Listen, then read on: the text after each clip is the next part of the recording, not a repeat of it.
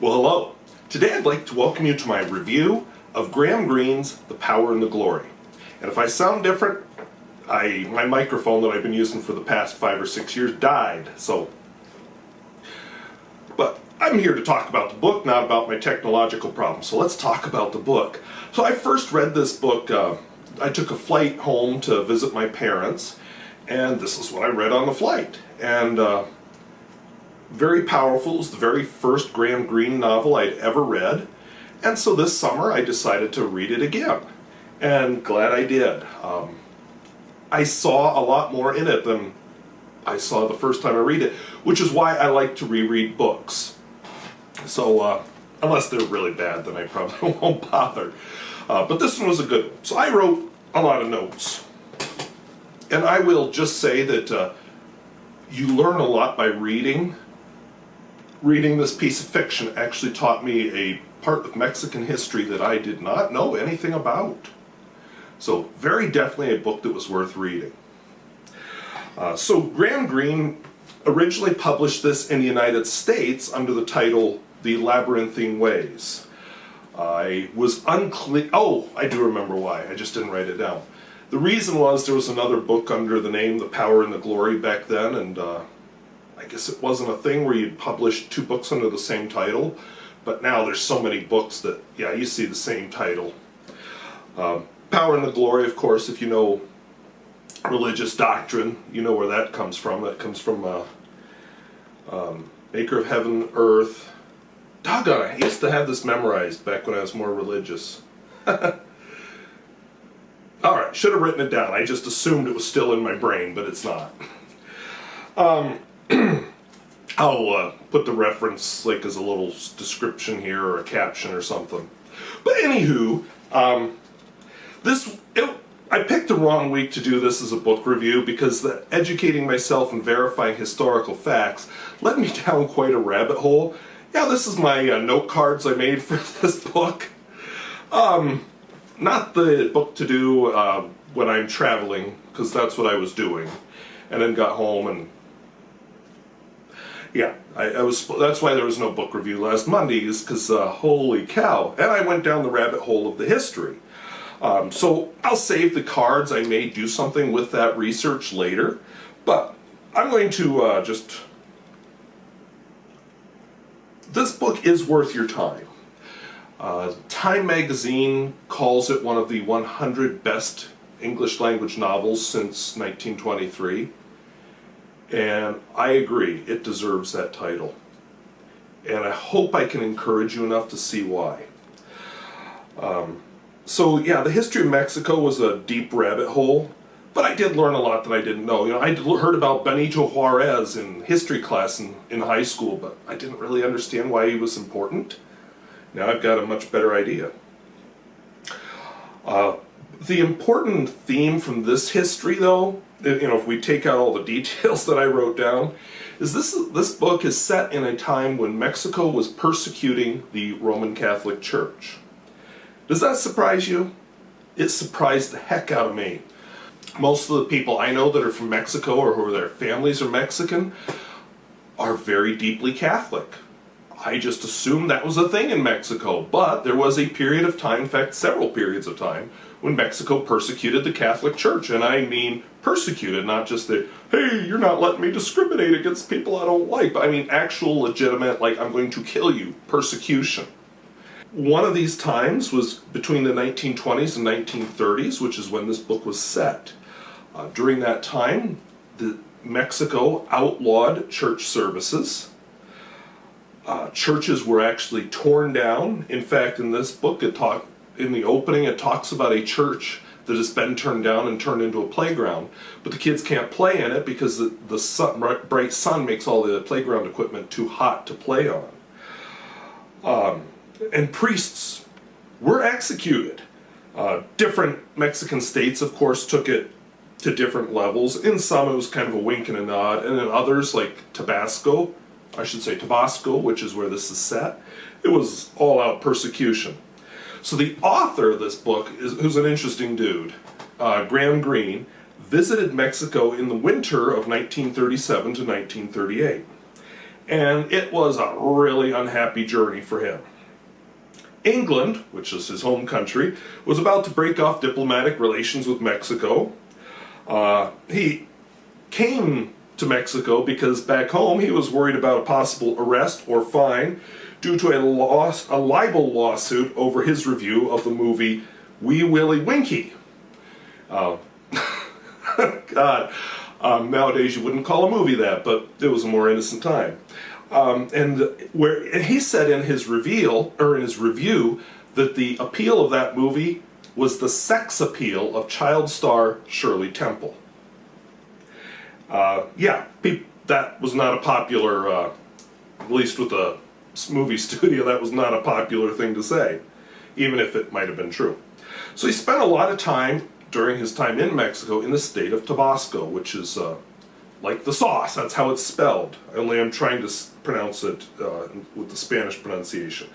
That's down near the southern tip of Mexico. There's kind of a little scallop on the Gulf of Mexico, and then it goes up with the Yucatan Peninsula, and then Tabasco also touches the country of Guatemala. And like I said, it's the northern border is that scallop where it borders on the Gulf of Mexico. The governor, who later ended up in exile in Puerto Rico, was Tomas Garrido Canabal, or Canabal. There's no accent there. I'm trying to say cannibal, which is no relation to that. This guy was a hardcore atheist, hardcore socialist, and practically a dictator. So yeah, he was one of the hardcore ones that raised the churches. He forced priests into a choice: execution or renounce the church and marry and receive a pension, which, if you know the Catholic Church, not marrying is an important thing to their priests. So actually there's a pathetic figure in this book named Padre Jose. He was a priest who was forced into marriage due to his housekeeper, who he absolutely hates, and he kind of fears her. And he's just pathetic. The village children laugh at and scorn him. In fact, I'll just read you a short blip from the book.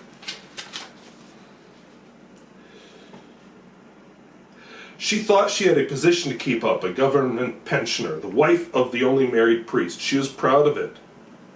Jose! I'm coming, my love, he said, and the hiccup was from the book, not from me, and lifted himself from the crate. Somebody somewhere laughed. He lifted little pink eyes like those of a pig conscious of the slaughter room. A high child's voice said, Jose! He stared in a bewildered way around the patio. At a barred window opposite, 3 children watched him with deep gravity. He turned his back and took a step or two towards his door, moving very slowly because of his bulk. Jose! Someone squeaked again. Jose! He looked back over his shoulder and caught the faces out in expressions of wild glee. His little pink eyes showed no anger. He had no right to be angry. He moved his mouth into a ragged and baffled, disintegrated smile, and as if that sign of weakness gave them all the license they needed, they squealed back at him without disguise. Jose! Jose! Come to bed, Jose! Their little shameless voices filled the patio, and he smiled humbly and sketched small gestures for silence. And there was no respect anywhere left for him in his home, in the town, in the whole abandoned star. So, if you can't tell from that little piece, Greene came away with a really negative impression of Mexico. He expressed it in his 1939 book, The Lawless Roads, but later in life he did note that he first became a Christian in Tabasco because he was so inspired by the loyalty of the peasants to the church. That loyalty shines through in this novel. I haven't read The Lawless Roads. I'm kind of curious, but haven't read that. So the novel opens with a gentleman, a dentist, named Mr. Tench, who's English, looking for his ether cylinder at the dock. And he meets the main character, doesn't realize he's talking to a Catholic priest right at that time, or a man who's a fugitive. Just knows he's well dressed. The priest is carrying a bottle of brandy, so they share that at Mr. Tench's home/office. And we don't even realize at that time we've met the protagonist of this novel, who is never really named, but The locals call him the Whiskey Priest, for reasons you might guess. And Mr. Tench really shares the state of decay that everything is in. The book has lots of interesting side characters like Mr. Tench. There's a boy named Juan who's, I think, 14. He's got a very devout mother. There's a man named the Mestizo, and many more. A girl named Coral and her family. We never actually learn what happens to Coral. She helps the priest a few times. But really it's the story of the Whiskey Priest and his transformation through the course of this book. The name actually comes from real-world government propaganda where they would talk about whiskey priests. But also, he is an alcoholic, and there are a few spots in the book where he gets all-out drunk. He wants to escape, but people keep calling for him. He's in the city with village, I should say, with Mr. Tench, because he's looking to get on a boat to escape. But then this boy comes and says his mother is dying and needs him, and somehow the boy knows that he's a priest. So he ends up going with the boy back into the jungle, because Tabasco is a jungle-y state in Mexico. And yeah, as he's running away, he's constantly serving these people that need him. He changes a lot as through the story arc.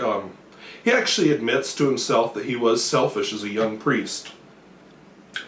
But he has this, it's like he wants to destroy himself. And actually every time he's arrested, he thinks, oh, finally, it's over. It's like he wants to be arrested just to put an end to it all. He's a coward, and he's just dealing with constant guilt. Part of that is being an alcoholic. Part of it is he fathered a daughter when he was younger. And he kind of wants to look after her. He meets her at one point, and I didn't come away with a very favorable impression of her, but who knows? And his suffering, this constant running and fear for his life has actually made him a lot more empathetic. And he knows his weakness. At one point, he takes a sugar cube from a dead child, which he'd been helping that child before it died, and the child's mother. So that makes this scene even more powerful. Shivering and sweating and soaked with rain, he came up over the edge of the plateau. There was nobody there. A dead child was not somebody, just a useless object abandoned at the foot of one of the crosses. The mother had gone home. She had done what she wanted to do. The surprise lifted him, as it were, out of his fever before it dropped him back in again. A small lump of sugar, all that was left, lay by the child's mouth, in case a miracle should still happen, or for the spirit to eat. The priest bent down with an obscure sense of shame and took it. The dead child couldn't growl back at him like a broken dog. But who was he to disbelieve in miracles? He hesitated while the rain poured down. Then he put the sugar in his mouth. If God chose to give back life, couldn't he give food as well? Immediately he began to eat. The fever returned. The sugar stuck in his throat. He felt an appalling thirst. Crouching down, he tried to lick some water from the uneven ground. He even sucked at his soaked trousers. The child lay under the steaming rain like a dark heap of cattle dung. The priest moved away back to the edge of the plateau and down the barranca side. It was loneliness he felt now. Even the face had gone. He was moving alone across that blank white sheet, going deeper every moment into the abandoned land. So, if you can't tell, this isn't a real happy book. But he gets constant trouble doing his priestly duties at the end, even though he knows it's a trap. One scene he just wants to sleep, but he serves the people instead. Close calls, he's arrested lots of times. He escapes every time, mostly because of mistaken identity. By the end, he's truly transformed, but he doesn't realize it. And yeah, a little bit of spoilers here, hopefully not too many. But he has empathy and compassion. He even performs last rites for a man, knowing it's a trap. Basically, he suffers through the whole novel trying to escape and, in the jungle, and he ends up being betrayed by his own weaknesses. So I said that he's never named, and that's something that he shares with the antagonist of the novel, who's known only as the lieutenant. One source I read suggested that the lieutenant may have been inspired by the governor of the province, who I've already described, Tomás Garrido, Canabal, who was definitely a hardcore ideologue. Unlike the whiskey priest, this lieutenant never really grows or changes, which I think is the point. Although in his victory at the end, it's like ashes in his mouth, but he doesn't change, he just keeps on doing what he does. And in some ways, the lieutenant is a good man. When the priest was arrested but not identified, he actually felt sorry for him when he released him from jail and gave him some money. But he's not a sympathetic figure at all. One of the horrific things he does is he has this plan of taking hostages from the different villages and executing them if they don't give information on the priest. And even though that's going on, the villagers continue to hide this whiskey priest. I wasn't clear, but maybe I missed it, or maybe Greene didn't want to make it clear. He had some kind of a bad experience with the church as a boy. There's different things it could have been. We'll leave it there. But he thinks that the clergy are evil and corrupt, and religion's just a delusion. The main plot, though, is really about how the priest is growing as he runs from village to village in fear. And about how, even as the lieutenant is executing hostages, the peasants continue to hide the whiskey priest. In one scene, he's exhausted and just wants to sleep where he's been hidden in a village. But some of the villagers insist, even though it's late and he's exhausted, he needs to hear their confessions and perform rites, which of course they haven't had. And they even think his tears of frustration are actually, because they're not devout enough. Let's see.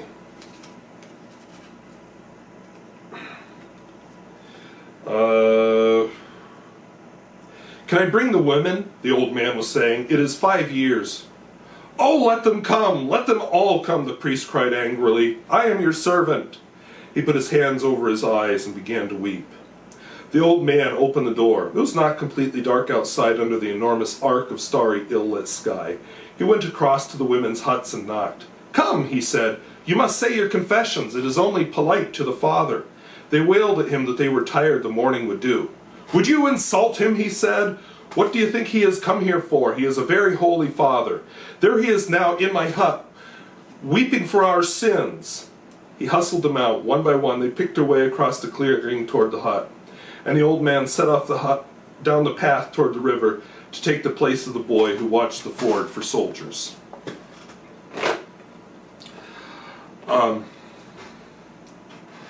So Graham met an inhabitant at Villahermosa who had talked about when the last priest in the state baptized his son and used a girl's name. Now, I don't know how Catholic baptisms work. I don't go to them.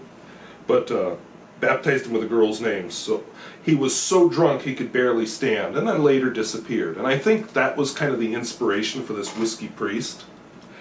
But eventually, at the end, the priest and the lieutenant meet and know who each other is, and discover they have lots of common ground. So this is where the spoilers kind of come in.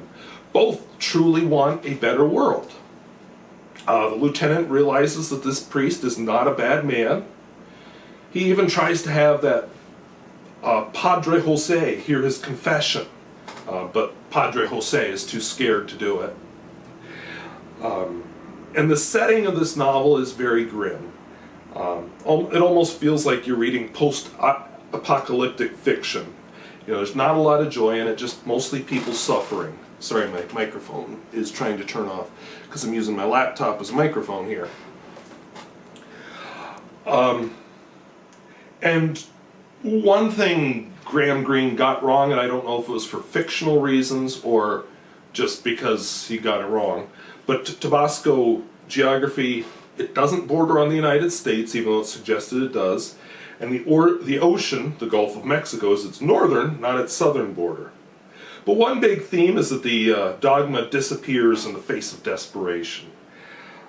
Another one worth noting came from this mother. I thought it was kind of interesting. In fact, I wish I'd marked the quote now. But she shares religious tales with her kids throughout the book, but then she forbids her son from remembering how funny the priest's mouth smells. You know, we cover up for the ugly parts of what we strongly believe in. There is a little controversy that goes with this book. In 1955, the Archbishop of Westminster summoned him and read a letter from the Holy Office condemning the novel as paradoxical and dealt with extraordinary circumstances.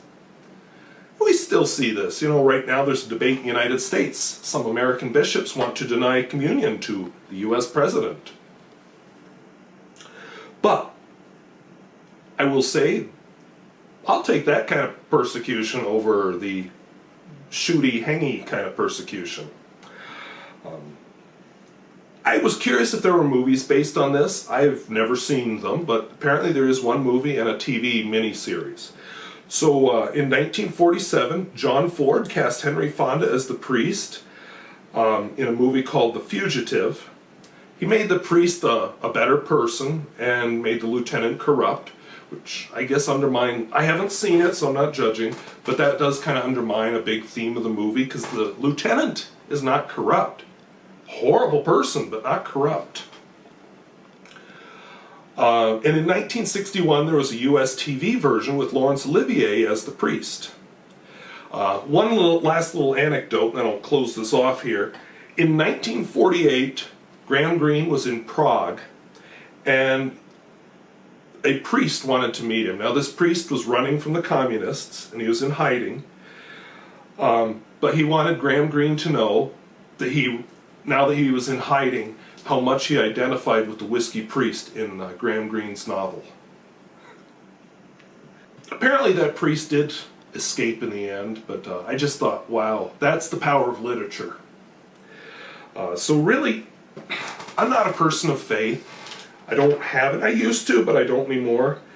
But this is a really, really powerful book about faith. Religious faith, to be specific. And governments sometimes think they can make the faith disappear if they just come down hard enough. But all they do is drive it underground. You know, think of North Korea or China or any communist country, really, or anybody that's tried to drive down religion. It doesn't work. Now, we're seeing in the West, United States, Canada, Europe, we are seeing a decline in religious faith. Why? Well, that would be a topic for another video, not a book review on the power of faith. But I think it's worth noting that one of the things going on in these countries is we don't persecute religion. The free exercise of religion is guaranteed in the U.S. Constitution. Some countries in Europe even have a state church where they actually give money to specific churches. You're not persecuted for religious belief here in the West, even though people like to claim they are. And I'm not sure where that goes. It's interesting, when I first read this book, I was still a religious person. I've reread it now as a not religious person. So I've changed a lot in that time. And it's still a powerful book to me. So definitely one worth reading. And Graham Greene, overall, you're going to be hearing more books reviewed, that I'll review from him. He's an interesting dude, and definitely his books are worth reading. And you will recognize some movie plots. You will also recognize a possible inspiration for people like John le Carre and others. So anyway, I want to thank you for watching, and hopefully for my next book review, I've got a microphone again, because I am scared to find out what the audio is going to be like for this one. So, we'll talk to you later. Bye-bye.